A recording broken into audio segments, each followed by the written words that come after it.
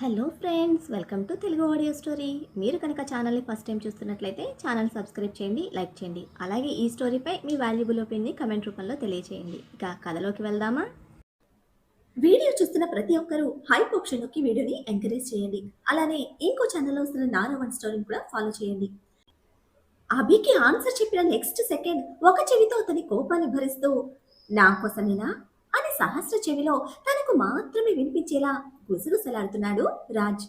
"ఉమ్" అని అయ్యగారి ఫీలింగ్స్ కి శృతి కలుపుతూ ఆన్సర్ ఇచ్చిన సహస్ర వీణలు మీటుతున్న అతని వేళ్ల స్పర్శకి నాగుపాములా అతని బాడీ మీద మెలికలు తిరుగుతోంది. కళ్ళు మూసుకొని ఆ మూమెంట్స్ ని ఫీల్ అవుతూ, మామా, నువ్వు బుర్రని ఫ్రై చేస్తూ ఉంటే నా హంస బాడీని ఫ్రై చేస్తోంది అనడమే చుర్రున చూసిన సహస్ర చప్పకు పెట్టి ఒక్కటిచ్చింది. ఆ సౌండ్ ఫోన్లో కూడా చక్కగా వినిపించి చెవులు రెక్కించాడు అభి. ఎందుకే కొట్టావు అని ఎగురుతున్న రాజ్ని కోపంగా చూస్తూ, అందరికీ చెప్పడం కాదు, ఫస్ట్ నువ్వు మెయింటైన్ చేయాలి. మీ ఇద్దరి మధ్యలోకి నన్ను తీసుకురావద్దు, మన మధ్యలోకి అన్నయ్యని తీసుకురావద్దు, ప్రాపర్గా హ్యాండిల్ చేయడం నేర్చుకో అని వార్నింగ్ ఇచ్చి మళ్ళీ కిందకి జరిగి బజ్జున్న సహస్ర లాయర్ బాబుని అన్నయ్య అనడం విస్మయాన్ని కలిగించింది రాజ్కి. నాకు తెలియకుండా చాలా నడిచింది అని ఇన్నర్ వేసుకుంటూనే గుండెల మీద ఆడుతున్న హంసపాపని బెడ్ మీదకి తోసి దిగుతూ ఉంటే, నేను నిన్ను ట్రస్ట్ చేయను, ఇక్కడే మాట్లాడు అంది గోముగా. ట్రస్ట్ చేయకు, జస్ట్ వెయిట్ చేయి అనేసి విడిపించుకుంటే దానితో చిన్నబోయిన హంసపాప మొహానికి ఒక ఫ్లయింగ్ కిస్ ఇచ్చి బయటకు వెళ్ళాడు. హంసపాప చేతి చురుకు విన్నప్పటి నుంచి నవ్వుతూనే ఉన్నాడు అభి. మండిపోతూ, బాగా ఎక్కువైనట్టుంది అని పళ్ళు బిగించిన రాజు ఉక్రోషానికి, పక్కన నువ్వు లేవు కదరా అని కౌంటర్ కొట్టాడు అభి. అంతొద్దు, అన్నీ కౌంట్ చేసుకుంటా అని వార్నింగ్ ఇస్తూ ఉంటే, సర్లే ఆ రోజు చూసుకుందాం గాని ఫస్ట్ ఇది చెప్పు, ఎందుకు వాణ్ణి వదిలేసావు అని మళ్ళీ మొదటికి వచ్చాడు అభి. వదిలేయలేదు మామ, బ్రతికొస్తే భేషుగ్గా నన్ను చంపేసుకోమని బంపర్ ఆఫర్ ఇచ్చాను. వాడు స్విమ్మింగ్ లో పూర్ అయినా అదృష్టం వాడికి ప్రాణం పోసింది. వాడిలో రియాలిటీ ఉంది, విషితలో నిజాయితీ ఉంది. నాకు ఫుల్ కన్ఫ్యూజన్, అందుకే టైం తీసుకొని టెస్ట్ చేస్తున్నాను. మహాసముద్రం మధ్యలో చిట్టి ఇసుక దిబ్బ అని ఒత్తి చెప్తూ, బ్రతికి వస్తాడా మామా అంటూ ప్రశ్నిస్తున్న రాజ్ ఎక్సైట్మెంట్ కి ఇక్కడ కాలిపోతూ ఉంటే, ఒరే, వచ్చి నిన్ను పాడేసి తన్నాలనిపిస్తోంది నాకు మాత్రం. చేతికి దొరికిన వాడిని చంపకుండా వదిలేసి వంకర మాటలు మాట్లాడతావేంట్రా అని మండిపోతూ ఉంటే, నీ రైమింగ్ బాగుంది గాని నేను కనెక్ట్ అవ్వను మామా. అందరికన్నా ముందు లేచాను కదా అని సూర్యుడు నా సొంతమైపోడు. ముందు నేను పెళ్లి చేసుకున్నాను కదా అని విషిత నా సొంతం అనుకుంటే అంతకు మించిన వెర్రితనం ఇంకోటి ఉండదు. ఒకటి కాదు, రెండు కాదు, ప్రతిసారి వాడికి బ్రతికుండే అర్హత ఉందని వాడి డెస్టినీ చూపిస్తోంది. ఆ పేజెస్ తిరగేసి చూడు, ఒక వీర ప్రేమ కథ కనిపిస్తోంది. చెత్తనా డాష్ గాడు నాకన్నా 2 సంవత్సరాలు లేటుగా పుట్టి నాకే దమ్కి ఇస్తున్నాడు. నచ్చలేదు, అందుకే అక్కడికి పార్సిల్ చేశా. బ్రతికొచ్చినప్పుడు చూసుకుందాం. ఆల్రెడీ ఆ డాష్ గాడి వల్ల 1 డే వేస్ట్ అయిపోయింది. పదే పదే కాల్ చేసి నిమిషాల లెక్కన తినకు, అసలే టైం చాలా తక్కువ, పొదుపుగా వాడుకోవాలి అని రాజ్ కాల్ కట్ చేయడంతో అభి ఆలోచనలో పడ్డాడు. తిరిగి లోపలికి వచ్చిన రాజ్కి బెడ్ మీద పప్పిలా ముడుచుకొని కనిపించింది సహస్ర. ఇంతకు ముందు ఆ పొజిషన్ చాలా ముద్దుగా అనిపించి కళ్ళు తిప్పకుండా చూసేవాడు. బట్ రైట్ నౌ హంసపాప బాడీలోని ఆ కంఫర్ట్ ని ఎక్స్పీరియన్స్ తో టేస్ట్ చేసిన రాజ్లోని స్వీట్ రొమాంటిక్ డెవిల్ నిద్ర లేచాడు. రాజ్ని చూసి దుప్పటి ముసుగు వేస్తూ ఉంటే స్విచ్ ఆఫ్ చేసిన సహస్ర ఫోన్ పక్కకు విసిరేసి దుప్పట్లోకి దూరాడు. బయటకు పొమ్మని పేచీ పెట్టింది. పేజీలు నింపేసిన తిట్లకే పట్టించుకోలేదు. ఇక ఈ పేజీలు లెక్క చేస్తాడా, అందులోనూ ఇంత స్వింగ్ లో ఉన్నప్పుడు. సైలెంట్ గా అప్పటి వరకు హంసపాప వయ్యారాలను చుట్టిన చీరని సున్నితంగా తప్పిస్తూ ఉంటే చేతి మీద ఒక్కటి పీకి చురుగ్గా చూసింది. ఆ కలువ కళ్ళలోని వగరు చూపులకు పాలు కారే సహస్ర చెక్కిలిపై మురి పంటితో ఆన్సర్ ఇచ్చి, ఫుల్ డే నా కోసం శారీలో వెయిట్ చేసావు కదా అని ఇంట్రెస్ట్ వాయిస్ తో ప్రశ్నిస్తూ ఉంటే కాటుక కళ్ళను కినుపుగా పక్కకు తిప్పేసింది. నెక్స్ట్ 24 hours నేను తప్ప నీ బాడీ మీద ఇంకేం ఉండకూడదు అని అని అంతే మత్తుగా చెప్తూ కంఠం మీద నుంచి మీసాలతో రాస్తూ కిందకి దిగుతున్న రాజ్ కుదుళ్లను బిగించి, నీ కండిషన్కి ఇప్పుడు ఇదంతా వద్దు అని అంటే, నీ దగ్గర నాకు కండిషన్స్ ఏంటే అంటూ గుబులు రేపిన గుండెకి హంసపాప అందరితో విందులు వడ్డిస్తూ ఉంటే, తీయని కష్టంతో సహకరిస్తూ వేడి రేపుతున్న అతని ఇష్టానికి మరోసారి కరిగిపోయిన తన వంటి నిండా రాజ్ కోరిక వదిలిన గుర్తులు ఎర్రని పగడాలుగా నిండాయి. చెప్పినట్టుగానే నెక్స్ట్ డే మార్నింగ్ వరకు సహస్రను వదలలేదు రాజ్. ఆర్డర్ ఇచ్చిన ఫుడ్ రావడంతో తినేసి మళ్ళీ మౌంటైన్ హౌస్ కి స్టార్ట్ అయ్యారు. ఈసారి రో బ్రిడ్జ్ దాటడానికి భయపడలేదు సహస్ర. దేనికి స్టార్టింగ్ ప్రాబ్లం అని తనదైన ధైర్యానికి అబ్బురపడుతూ నిలబడి హ్యాండ్ ముందుకు చాచాడు రాజ్. ఆ చేతిని చూస్తూ పెదవులు బిగించిన హంసపాపని అమాంతం దగ్గరికి లాక్కుని లిప్స్ లాక్ చేస్తే గాలిలో తేలుతున్న ఫీలింగ్ హంసపాపది. నెక్స్ట్ 4 days ప్రపంచంతో పని లేకుండా తమదైన సొంత లోకంలో అన్ని విధాలా ఎంజాయ్ చేశారు ఇద్దరు. తను కోరుకున్న ఫ్యాంటసీ ప్రపంచంలో రాజ్తో ప్రతి క్షణం నిజంగానే ఓ కలలా ఉంది సహస్రకి. చేతి వేళ్లు పెనవేసి మౌంటైన్ అంచుల మీద మార్నింగ్ సన్ రైజ్ ఎంజాయ్ చేస్తూ కాఫీ తాగుతున్నారు ఇద్దరు. సరిగ్గా అప్పుడే అభి నుంచి ఫోన్. 1 second పట్టుకో అంటూ తన కప్ కూడా హంసపాపకిచ్చి ఫోర్ హెడ్ మీద కిస్ చేసి ఫోన్ తీసుకుని పక్కకు వెళ్ళాడు. నన్ను ఇంకా పరాయిదాన్లనే ఫీల్ అవుతున్నాడు అని పెదవి విరిచి రాజ్ కప్లోని కాఫీ ఇష్టంగా తాగుతూ ఉంటే హంసపాపని చూస్తూ, మ్యాజిస్ట్రేట్ దొబ్బుతున్నాడు ఇంకెన్ని రోజులురా అని గొడవ చేస్తున్న ఆమెకి, నాకన్నా సంవత్సరం ముందు పుట్టావు, ఆ మాత్రం మేనేజ్ చేయలేవా మామా అని క్లాస్ పీకి కాల్ కట్ చేసిన రాజ్ నెక్స్ట్ మానస గారి మొబైల్కి రింగ్ చేశాడు. సుజాత అని పిలిచి ఫోన్ ఆన్సర్ చేసిన మానస గారు అది స్పీకర్లో పెట్టి సుజాతమ్మని చూస్తే, చిన్నబాబు వస్తున్నావా అని ఆప్యాయంగా పలకరిస్తున్న సుజాతమ్మ పలకరింపులు పూర్తి కాకుండానే 2 daysలో స్టార్ట్ అవుతున్నా, మీ అమ్మగారికి ఏం కావాలో అడుగు అని అంటుంటే, కోడలు కావాలి తీసుకురమ్మను అంటూ ఎప్పటిలా మరొక మాటకి అవకాశం లేకుండా ఆవిడ కోరిక చెప్పారు. ఆ ఒక్కటి పక్కన పెట్టి నెక్స్ట్ లిస్ట్లో ఏముందో చెప్పమను అన్నాడు తన కప్ ఖాళీ చేసిన హంస పాపని కళ్ళు చిట్లించి చూస్తూ. ముందు పెట్టింది ముందు తీర్చమను, మిగతా వాటికి వాడు అవసరం లేదు, అవే నడుచుకుంటూ వస్తాయి అని దెప్పుతున్న తల్లి మాటలకి సన్నగా సాగాయి రాజ్ పెదవులు. ఫోన్ ముందు పెట్టి తనని మధ్యలో పెట్టి అమ్మ కొడుకులు చేసుకుంటున్న ఆర్గ్యుమెంట్కి జుట్టు పీక్కోవడం ఒక్కటే తక్కువైంది సుజాతమ్మకి. అది కాదమ్మా, చిన్నబాబు అక్కడెక్కడో ఉన్నాడు, గుర్తుగా మీకేమన్నా తెస్తానంటున్నాడు, ముందు దీని సంగతి చూడమ్మా అని ఇద్దరి మధ్యలో విసిగిపోయిన సుజాతమ్మ మానస గారిని కన్విన్స్ చేయడానికి చూస్తుంటే, అమ్మ కోసం అడిగింది చేయడం చేత కాదు వాడికి, ఇంకేమీ చేయాల్సిన అవసరం లేదు, చెప్పాల్సిన పని కూడా లేదు అని నిష్ఠూరంగా అన్నారు మానస. సరే సుజాతమ్మ, ఆవిడ గారి కోసం ఆవిడ అడగకుండానే నాకు నచ్చింది పట్టుకొస్తా, వంకలు పెట్టకుండా వాడుకోమను అని తేల్చి చెప్పి ఫోన్ కట్ చేసినా మళ్ళీ ఎవరికో ఫోన్ చేసి మాట్లాడుతూ సహస్ర దగ్గరికి వచ్చాడు.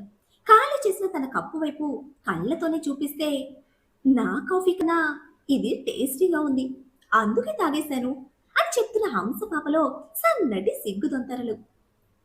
అబ్బా డాడ్, మీ రేంజ్కి తగ్గ ఫిగర్ ఇక్కడ ఒక్కటి కూడా దొరకలేదు, విసిగించకుండా ఆ స్టోరీకి ఫుల్ స్టాప్ పెట్టండి, నేను గుర్తు తెచ్చుకొని కాల్ చేసే వరకు వెయిట్ చేయకుండా మీరే గుర్తుంచుకొని ఈవినింగ్ కాల్ చేసి లిస్ట్ చెప్పండి అని జయదేవ్ గారికి ఆర్డర్ వేసి కాల్ కట్ చేసిన వాడు సహస్ర వదిలేసిన హాఫ్ కప్ కాఫీ అందుకుంటే, అది ఆరిపోయింది ఇంకోటి తెస్తాను అంది అడ్డుపడుతూ.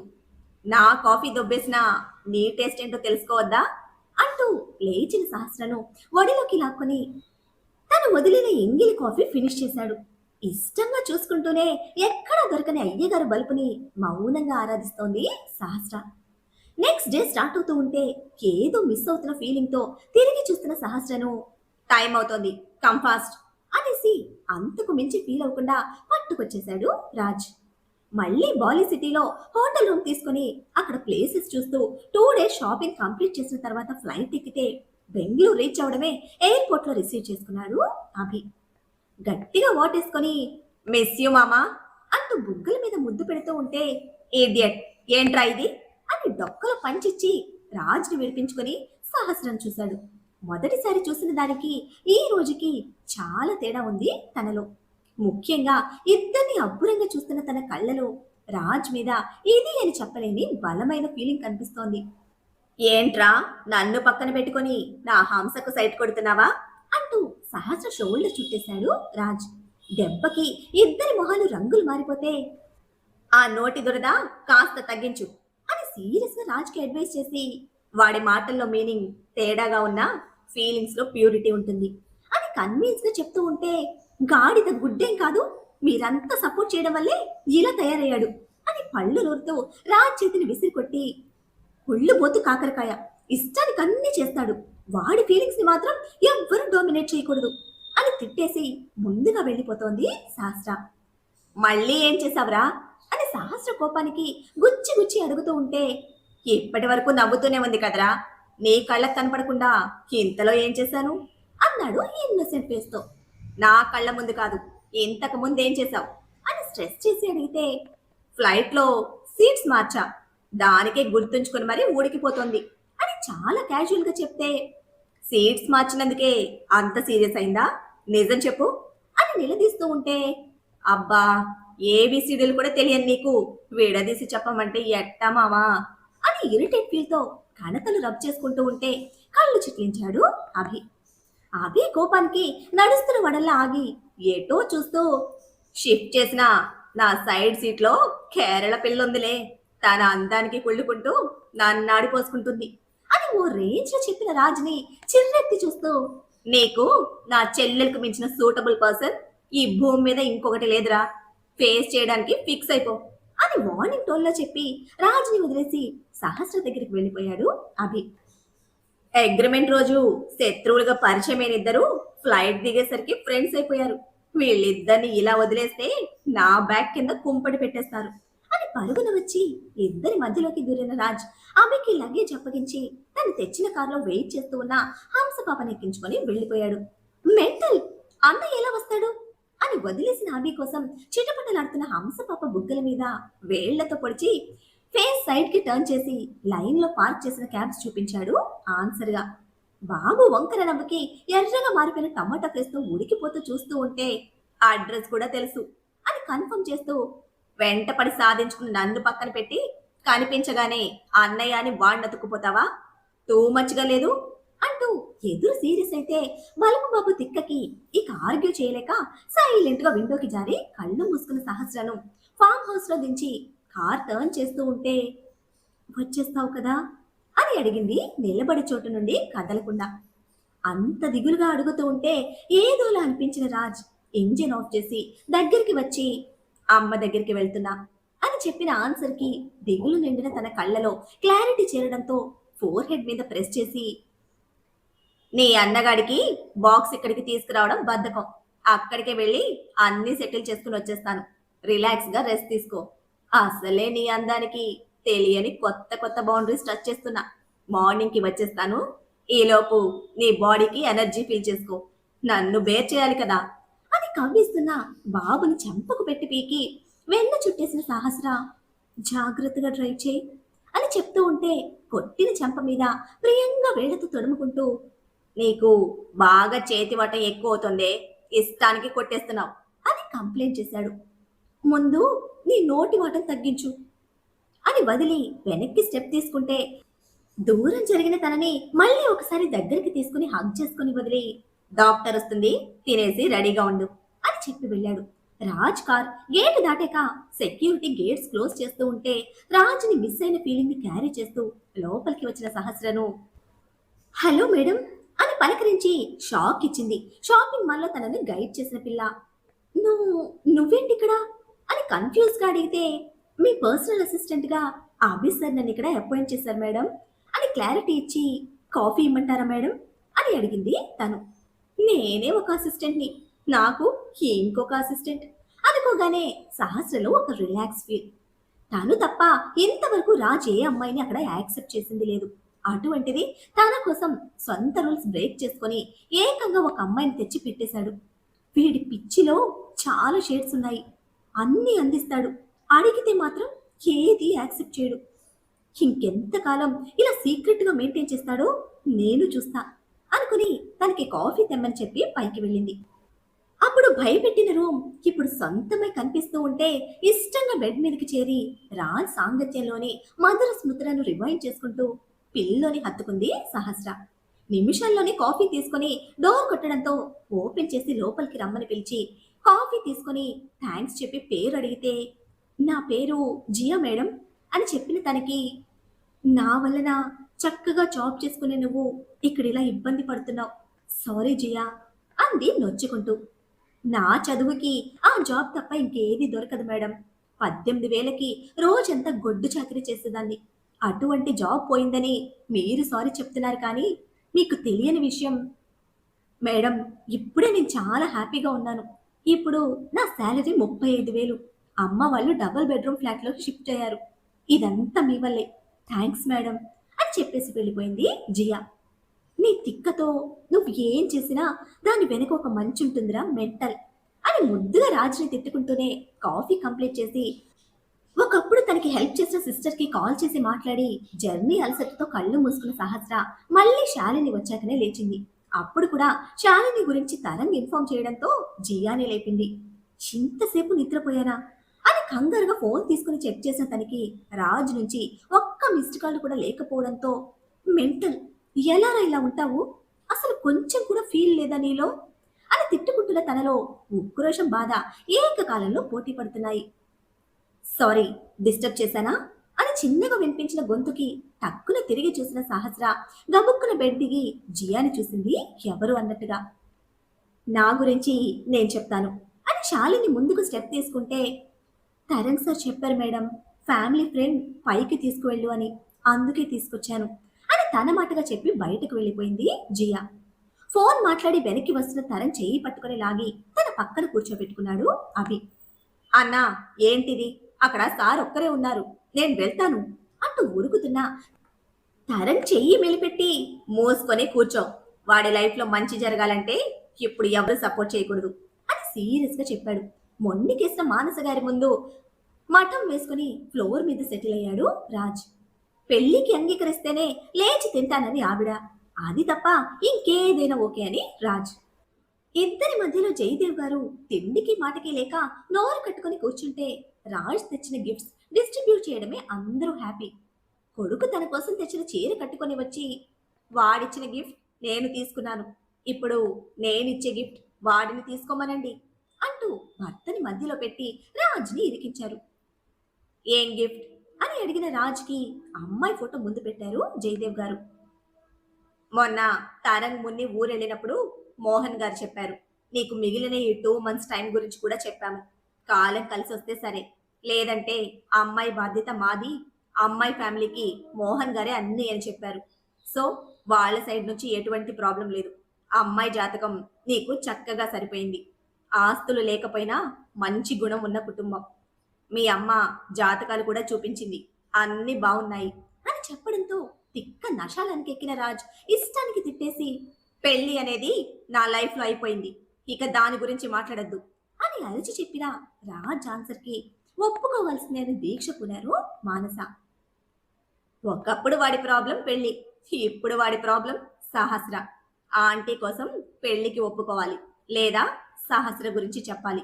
ఈ రోజుతో వాడి సీక్రెట్ లవ్కి ఫుల్ స్టాప్ పెడితేనే సహస్రతో జరిగిన పెళ్లి వెలుగులోకి వస్తుంది, ఆంటీకి ప్రశాంతత దొరుకుతుంది.